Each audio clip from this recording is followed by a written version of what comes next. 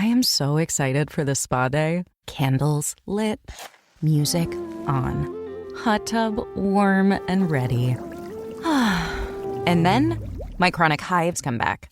Again, in the middle of my spa day. What a wet blanket. Looks like another spell of itchy red skin. If you have chronic spontaneous urticaria, or CSU, there is a different treatment option. Hives during my next spa day? Not if I can help it. Learn more at treatmyhives.com.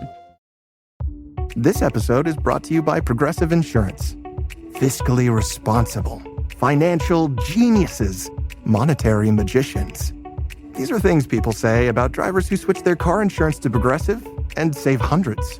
Visit Progressive.com to see if you could save.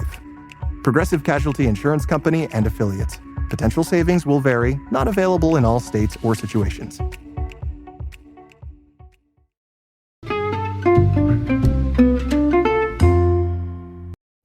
Hi, everybody, and welcome to the Dr. Psych Mom Show.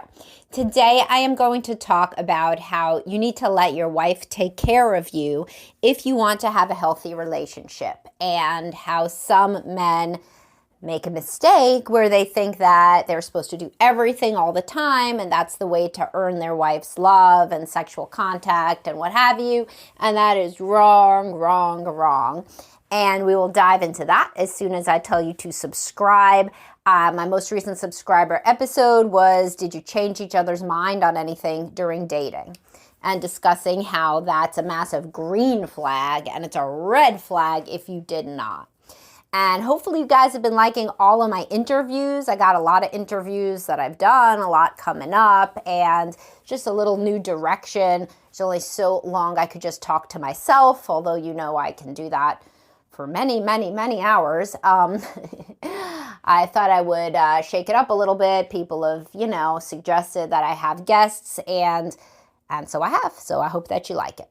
And as always, if you want more interaction with me, please do subscribe to the secret Facebook group, which is linked in every episode description. And that is a cool way to start threads about your relationship, about your thoughts, about your feelings about Dr. Psych Mom episodes, and, just really have some great communication, only $4.99 a month.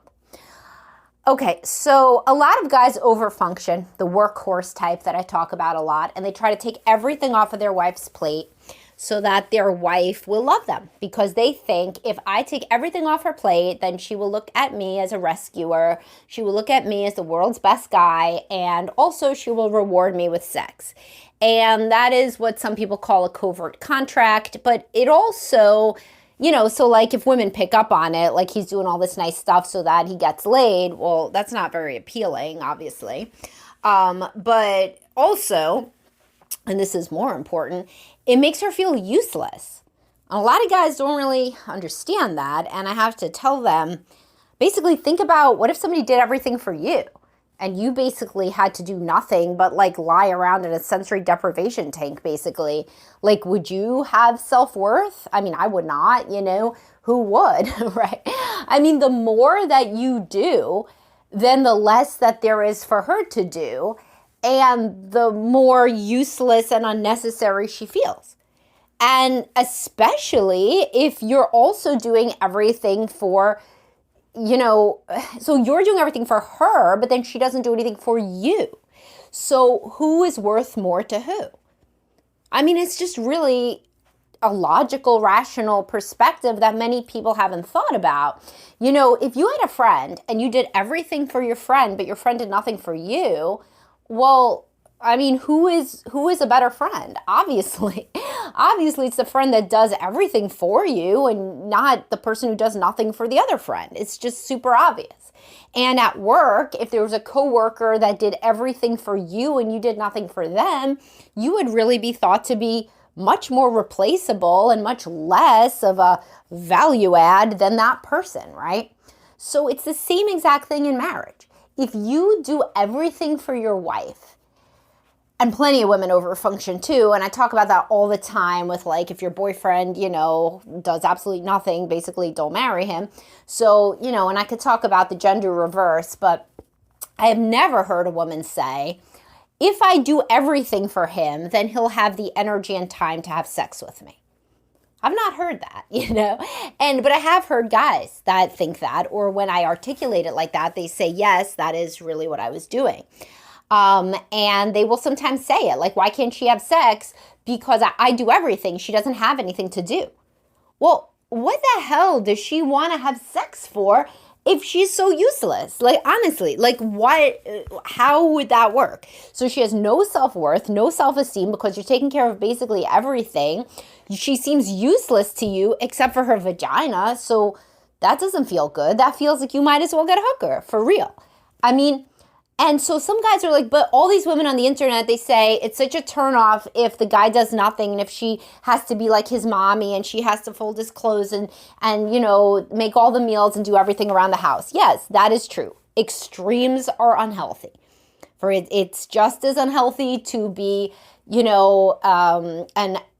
a binge eater as it is to be anorexic, right? So there's extremes of anything are not going to be good within relationships and for mental health overall.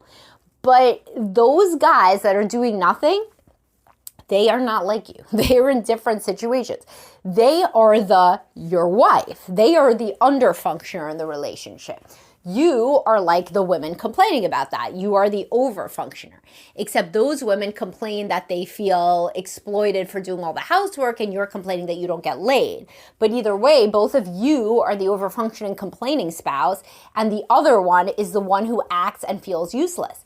Are they really useless? No, they're not really useless, and that may be much to people's chagrin. They'll say things like, but, my spouse doesn't do the laundry now, but they used to do the laundry when they were single. Yeah, of course, because guess what happened? Somewhere along the line, you started doing all the laundry. And sometimes you do it because you think you do it better. And sometimes you do it because you're anxious and you have to be always doing something, and sometimes you do it because they literally ask you to do it. But then you also take over every other single thing because, again, of one of these covert contracts. Then they'll love me. Then they'll have sex with me. Then then they'll value me. But you don't think, do they feel valuable? So what are some ways that are healthy to let your wife take care of you? You could let her make you a meal. You could ask her to bring you something like a snack or a glass of water even. I work with a lot of guys, don't even ask their wife for that. You can, by the way, ask her advice. That's an easy one. If you say, a lot of guys say, my wife has so much physical on her plate and she has chronic pain and she's so tired, I can't ask her to do anything physical. Well, first of all, get her some help. If somebody cannot even make a snack for another person, which, by the way, she's probably doing for the kids, then they are massively dysfunctional. Not dysfunctional in a bad way, dysfunctional, they cannot function. So then when I say it like that, then the guys are like, oh yeah, but she makes snacks for the kids. And I'm like, well, then she can make a snack for you too. So it's just your discomfort with being taken care of. But anyway, you could ask her advice. You could ask her to look over something for work. You could ask her how to handle a certain social situation. You could ask her to help you plan something. You could ask her for her thoughts on this, text message that your boss sent you and what you should respond. You could ask her about anything. About vacation planning. You could say, what are your thoughts on this or this? Do you think this is a better option than this? So advice is a huge realm. You could ask her to help you if you cut yourself. There's people who are turning themselves into knots to put a Band-Aid on some weird part of themselves because they will not ask their spouse to do it. And basically what your spouse feels is that the only thing you need from them then is sex. And by the way, guys don't like that either. It's not like there's guys who within a long-term relationship, their goal would be to be completely useless except for sex. That isn't real. So that's, in reality, anybody feels bad if they are not respected and if they do not bring some kind of value to the relationship. That's true. And it would feel like that at work. It would feel like that in friendship. If you are asked to do nothing and you can do nothing, you just feel bad. And so this isn't just in the romantic sphere and then these guys or women who overfunction are different outside. This is how you learn to interact with people growing up. These people usually are in households where it's considered very shameful for at least one parent to need anything ever. So they're looking at an overfunctioning martyr type of parent, and then they're turning into the same kind of thing. So if you are somebody who has trouble asking for anything from your wife, you probably have trouble asking for help at work. You probably never really ask, friends or family to do much for you. You probably are compulsively self-reliant. And if you're compulsively self-reliant, but then you're also the preoccupied attachment partner, then as a man, the only thing that you end up asking for is sex. And then correctly, she feels that all you want her for is sex. Because that's all you want her for, like literally. It's a proxy variable for love, but it doesn't feel like that to her because you're not asking her for even anything else. You're not asking her to really hang out with you because that too would be thought to be putting too much on her plate. The only thing you're asking her for is physical touch and sex. And then she really does feel like she's being paid for sex or for touch. And that is how it feels. It feels like, why don't you just kind of go get a massage parlor, go to there, get a hooker or what have you. And a lot of guys don't realize that it doesn't feel good for anybody to be useless. It certainly doesn't feel good for them to be useless. And then it doesn't feel good for their wife to be useless either. And when women are in this situation, they say, no, you don't understand. He doesn't care if he's useless to me. He doesn't care about me. All he does is his own thing. But think back, like when did you really ask him to do something for you and be happy with how he did it? If you're always unhappy, by the way, men do this too, like they, at the beginning of the relationship, they'll say, oh, can you help me with XYZ? Because their defenses are down because they're in the honeymoon stage. So let's say they'll say, oh, can you help me load the dishwasher? And then the partner will do it and they'll say, you're doing it wrong. And then they'll take it over. So if you are very rigid and anxious, which a lot of guys especially don't understand that rigidity has to do with anxiety, then you've taken over stuff, not just because then you think you'll get sex, but because that's the only way that you think that you can do that it can be done correctly because it's your way or the highway. And I have lots of podcasts on rigidity and how anxiety comes out in men. That could be very relevant and helpful to you if that resonates with you. But either way, the point is, ask your wife to do things for you. Let her take care of you. A lot of women come in saying he needs nothing from me except sex. Usually they're the preoccupied one. Sometimes they're the avoidant one. And sometimes the couple is just struggling. And I mean, they're never really securely attached. But everything is a spectrum. There's not two people that are anxious avoidant or anxious attachment and they're the exact same amount of that. There are some people that are closer to secure, and they just need like a little bit of help with some dysfunctional patterns that they've fallen into, and then they can right the ship. And for a lot of those couples, listening to advice like this can be really helpful.